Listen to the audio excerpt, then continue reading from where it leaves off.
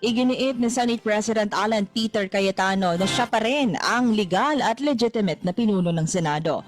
At ang ginawang pagpapalit ng liderato sa mataas na kapulungan ay illegal. Sa memorandum na inilabas ni Cayetano noong June 3, sinabi niyang patuloy na gagampanan ng tungkulin bilang pinuno ng Senado. Inihayag niya na tuloy ang pagdinig ng Blue Ribbon Committee sa flood control anomalies ngayong araw at ng pangungunahan nito ni Senator Pia Cayetano. Kinwestiyon ni Senate President Pro Tempore Loren Legarda ang pagpapalit ng liderato sa Senado at iginiit na ito ay labag sa Constitution. Hindi majority ang 12 senator matapos na nagtraidor sa kanila si Senator Chis Escudero at lumipat sa kampo ni Senator Tito Soto. Sinabi ni Legarda na walang senador ang maaaring mahalal o kumilos bilang Senate President kung walang kinakailangang marorya ng boto ng buong Senado. Ito ang mga pangyayari sa Senado kahapon. Minority group dumalo sa Senado para sa session. Senator Chis Escudero biglang sumipot at nagpalakpakan sila dahil majority na daw. Ipinahayag nila na quorum na kaya't idineklarang vacant ang lahat ng committee chairmanship. Pinili nila si Senator Win Gatchalian bilang Senate President Pro Tempore kapalit ni Senator Loren Legarda.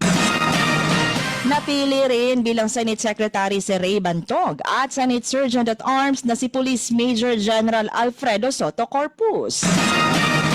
Ayon kay Senator Erwin Tulfo, kaya lumipat sa kanila si Senator Chis Escudero dahil tutol siya sa ipinaglalaban ni Senator Cayetano. Senator Erwin Tulfo napili bilang Senate Blue Ribbon Committee at idinakda ang pagdinig sa flood control anomaly sa Lunes, June 8. Giit naman ni Senator Tulfo, hindi na majority ang grupo ni Cayetano dahil 10 na lang sila at hindi kasama sina Jinggoy Estrada at Senator Bato de la Rosa. Sabi ni Senator Tulfo, nananatili si Cayetano bilang Senate President.